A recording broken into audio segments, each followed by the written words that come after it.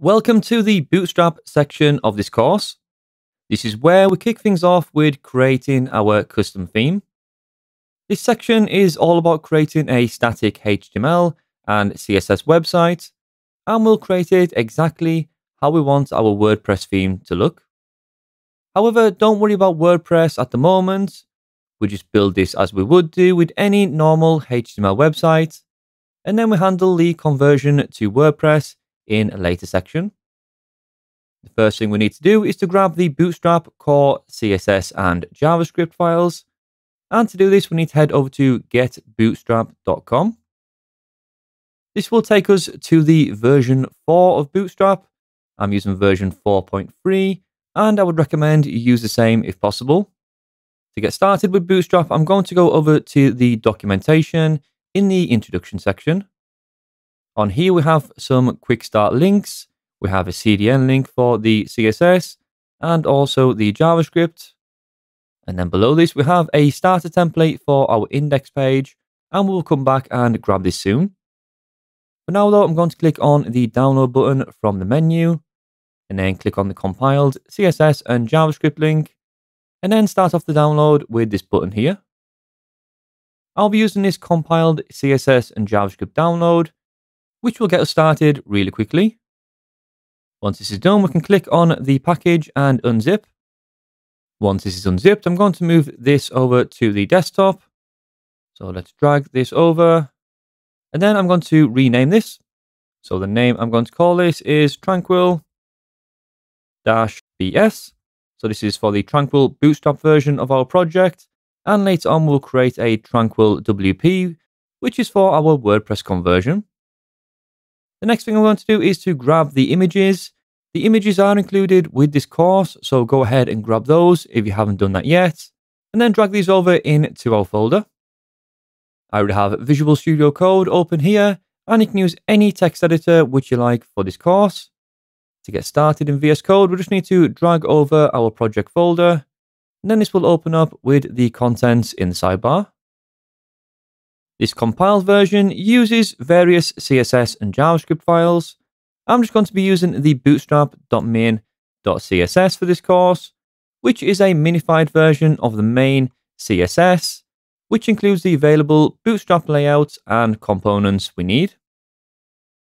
There's also different versions too if you want to make use of the CSS grid or Bootstrap's reboot, and you can find out more about what's included in these files in the Bootstrap documentation if you would like. Next up, we have the JavaScript folder, which is right at the bottom here. The same goes for the JavaScript. I'm only going to be using the main bootstrap.min.js file. And then, of course, we have the images, which are supplied for this course. You will also notice there is no index.html file. This is not provided, so we need to go and create one ourselves in the root of this project. So in the main root, let's click on new file, and let's create our index.html. If we go back to the browser and then back into the introduction section, we can now copy the starter template that we looked at before. You can either select all and copy, or you can just click on the copy button in the top corner. So copy this, and then over to our index.html, we can now paste this in. So first of all, we have the Bootstrap CSS, which is up in the head section. This basic starter kit points to the CSS and JavaScript files we need from Bootstrap, and these are hosted on a CDN, and you can see by these links here. So let's now change these to point to our local files, which we added into our project. Starting with the Bootstrap CSS, in the href, we can remove this. And then we can point this to our CSS folder. So css/bootstrap.min.css. Down below, we can then look at our JavaScript. Scroll down to the very bottom. In the script sections, we have 3 different scripts here. First of all, we have jQuery, which we can leave in for now since we don't have this installed in our project. We can also remove the popper.js, which is the middle script just here. This is not needed for our project, and this is only required for certain Bootstrap components, such as when using tooltips and drop-down links. However, if you do intend to customize the template we create to make use of these, you can of course leave this in. Then we need to change the core Bootstrap JS file to point to our local file.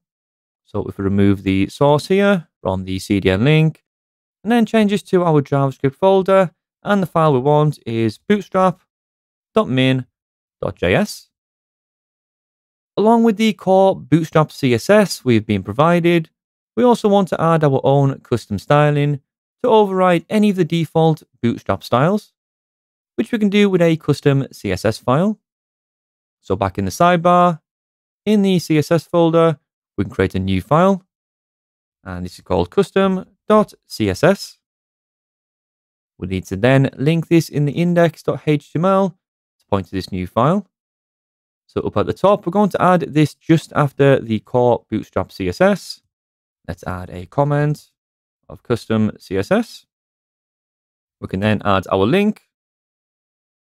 This relationship is a style sheet, and the href points to our CSS folder, and the name was custom.css.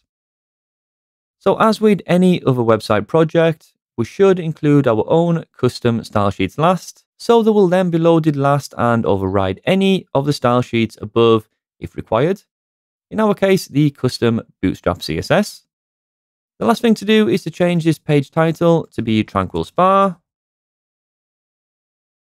Okay, good. So now we can give this file a save. I'm going to go to the index.html, copy the path, and then paste this into a new browser tab to open this up.